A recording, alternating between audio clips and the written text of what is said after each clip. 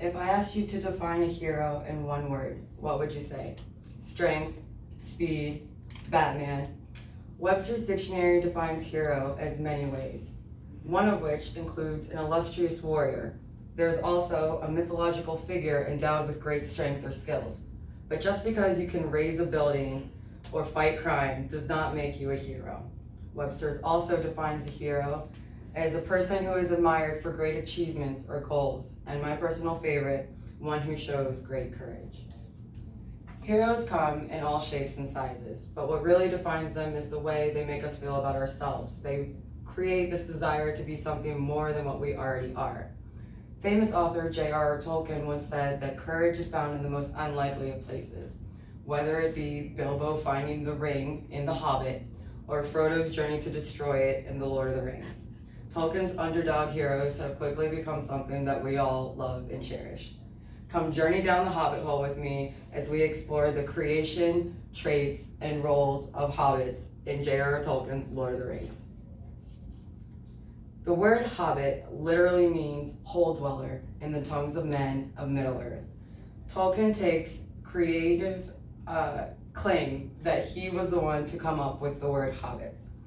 Michael Flowers from the Journal of Tolkien Research claims that Tolkien was suddenly inspired to write on a blank piece of paper, "In a hole in the ground lived a hobbit," while he was grading student exams. This has never been disputed, but after Tolkien died, the New York Times came out with an article called "Track Down the Hobbit Down to Earth," which brought up a 19th century book called The Denham Tracts, which was a giant list of all mythological creatures and mentioned the word hobbit. However, they didn't mention more besides the name.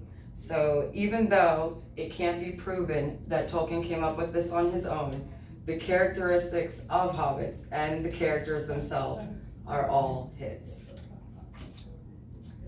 Tolkien begins The Hobbit, the first part of his series, with the words that he was inspired to write. "In a hole in the ground lived a hobbit." Not a nasty, dirty hole, it was a hobbit hole, and that means comfort. Hobbits live in holes in the ground because they are afraid of heights, so even if they do live in houses, it's always one level. They are very much alike in appearance as you or me, the only difference being their height. Hobbits have very short legs, and their average height is 3'6", with the exception of 2 hobbits who ventured out of the Shire and grew to be over 4 feet. They have pointed ears and large, hairy, leathery-soled feet, which eliminate the need for shoes. They live generally to be about 90 to 100 years old, which is why it was so weird that when Bilbo finds a magical ring in a cave, he suddenly lives to 111.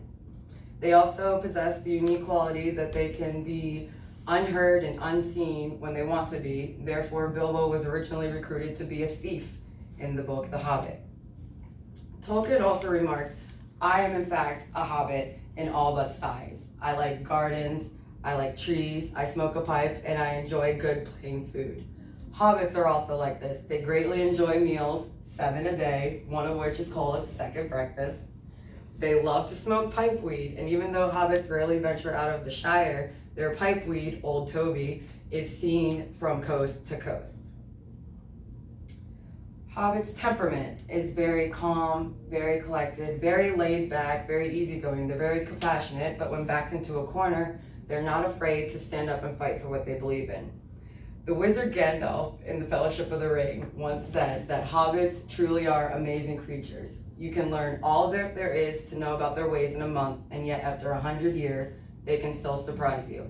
And in the roles of hero and villain in Tolkien's Lord of the Rings, they do just that. There are many different heroes throughout the Lord of the Rings saga, but one of the most memorable moments was a hobbit, Merry, who takes down an Oliphant by himself. Oliphants are basically prehistoric elephants. Because he was small enough to sit in front of another warrior on a horse, he was able to slash the ankles of the beast and bring it down in one of the greatest battles of the Lord of the Rings, the Battle of Pelennor Fields. Sam also shows great resilience to the ring, and he is the only one who was able to keep it in his possession and still give it back. Even Gandalf wouldn't attempt to do that because he knew that he himself would be corrupt. Then we come to the main event, which was Frodo and Sam. Even though they were short, they were tiny, they'd never been out of the Shire, they didn't know how to wield a sword, they still took on the journey to travel across the entire land, fight orcs, fight various creatures that could have killed them at any time, and they faced it with complete courage, and they never ran. As villains, they are even stranger and less expected. Andy Serkis, who played Gollum in the Lord of the Rings films, once said that Gollum is a manifestation of what the ring does to an individual. Because we know that hobbits have such a carefree nature, seeing Gollum, who is this shriveled up old creature who's lived for hundreds of years, it's crazy to think that he too used to be a hobbit. The contrast between the two further pushes Tolkien's point that we completely change when we allow ourselves to become susceptible to greed or to envy. And that is what helps Gollum become such a noticeable creature. No one in the book kills him out of pity because they knew what he used to be, and pity stays their hand. Frodo tells Gandalf in the Fellowship of the Ring that he wishes that none of this had ever happened to him after seeing Gollum, and Gandalf's reply is simple. So do all who live to see such times, but that is not for them to decide. All you have to decide is what to do with the time that is given to you. Whether Tolkien fully came up with the notion of hobbits or not, one cannot deny that their underdog attitudes is what really makes them true heroes. Kenneth Redford, in his essay Homer to Hobbits, once said that it's a troubling thought that if hobbits, soft and silly as they may be, are called to be heroic, then so, maybe, can we ourselves. We all face our own struggles. When I first read these books, I was in middle school, hormones, stress. It was a very interesting time in my life. And reading about the struggle that these ordinary people went through was really inspiring to me because it made me think, well, if they can do it, I can get through this too. The world is not all black and white. Sometimes you really can muster up courage that you didn't know that you had and accomplish great things. The Lady Galadriel says in The Two Towers, even the smallest person can change the course of the future. I hope that this means as much to you as it did to me, and that you take initiative to better your own life as well. Thank you.